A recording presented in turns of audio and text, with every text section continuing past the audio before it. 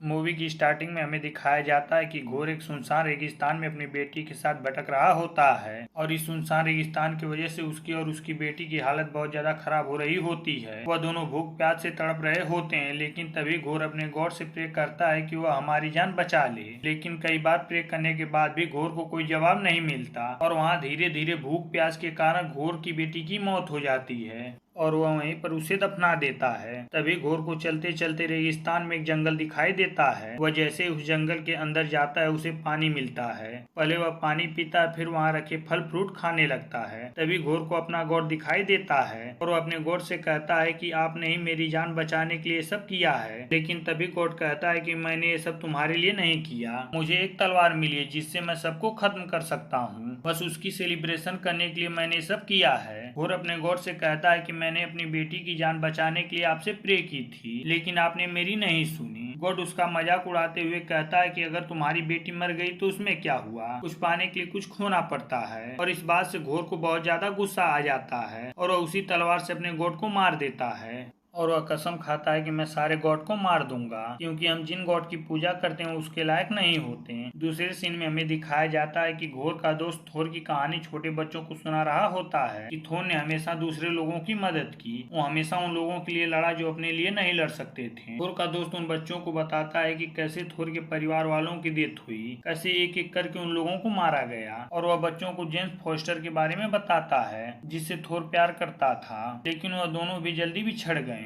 और थोर guardians of the Galaxy को join कर लेता है। वह साथ मिलकर लोगों की मदद करते हैं और लड़ाइयाँ भी करते हैं। थोर को हमेशा जेम्स फोस्टर की याद आती है। थोर डिसाइड करता है कि अब वो अपनी लाइफ अकेले बिताएगा और वह एक सुनसान प्लेनेट पर चला जाता है। लेकिन तभी कुछ लोग वहाँ आते हैं कि हमारे ऊपर लुटेरों ने हमला किया है, यह लड़ाई हम तुम्हारे बिना नहीं जीत पाएंगे। और यह बात सुनते ही थोर के अंदर का घोर जाग जाता है और वह लुटेरों से लड़ने के लिए पहुंच जाता है। उन लोगों का राजा उसे बताता है कि हम लोगों की लाइफ अच्छी चल रही थी, लेकिन किसी ने आकर हमारे गॉड को मार दिया और उसके बाद ये लुटेरे यहाँ आ गए और उन लोगों की मदद करता है और उन सारे लुटेरों को वहां से मारकर भगा देता है। अभी हमें दूसरे सीन में जेम्स फॉस्टर को दिखाया जाता है जिसका नाम जैन होता है, लेकिन अब उसे कैंसर हो चुका था और वह इतने सालों में एक वैज्ञानिक और एक प्रोफेसर बन चुकी थी और अपने नॉलेज की वजह से वो लोगों की हेल्प भी करती रहती है। अभी जैन को एक किताब से थोर के टूटे हुए हथौड़े के बारे में पता चलता है। जैसे ही जैन उस जगह और उस हथौड़े को देखने जाती है, जैन के वहां जाते ही उस हथौड़े के सारे टुकड़े अपने आप हिलने लगते हैं।